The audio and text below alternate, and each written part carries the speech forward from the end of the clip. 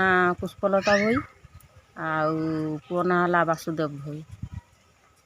जो खबर पाइले पुओ नासा जीव केमिति कौन फील अनुभव कले? अनुभव कली जे पुओ आमर नासा जाऊँगी बोलिकी बहुत मु खुशी अच्छी कि जाइकिरी पिला आमर भलरे फेरी आसू आम गाँव ना रखू ऑल ओडिशा भी चिन्हतु एटा बड़ भाग्यर कथा। आ मु भाभी नथली कि मो छोट पिलाटा एते दूर को जीव बोलिकी। मो ना अरुण कुमार भोई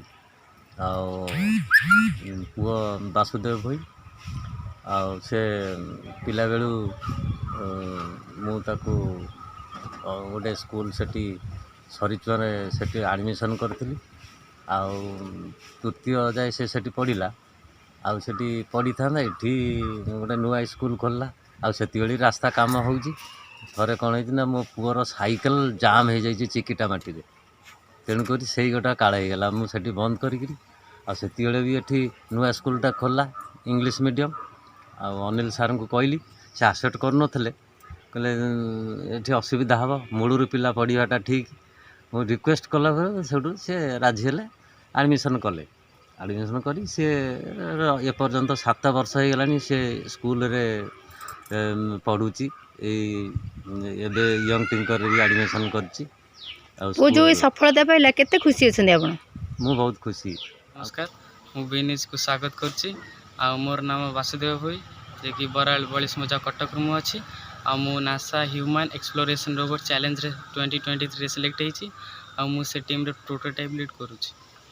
तो मु 7 वर्ष धरी यंग टिंकर एजुकेशनल फाउंडेशन सहित जोड़ित अच्छी मु बहुत सारे सेठी प्रोजेक्ट बनई मोर छोट ही इच्छा थिला प्रैक्टिकली जिनस करने विषय जानापी तो सेठी मत गोटे भल प्लाटफर्म मिलला जार ना हो यंग टिंकर एजुकेशनल फाउंडेशन। तो सेठी मु बहुत सारा प्रोजेक्ट बनई मत जना पड़ा कि नासा सबु वर्ष धरी एक कंपटीशन रखुची जहाँकि 2024 रे 2028 रे गोटे लॉन्च करियो सॉरी रोवर लॉन्च करियो तो तापाई सब आइडिया मागुची तो तापाई आमे प्रिपरेशन केते खुशी। कटक सदर शिवानी मुदुली रिपोर्ट बीई न्यूज ओडिशा।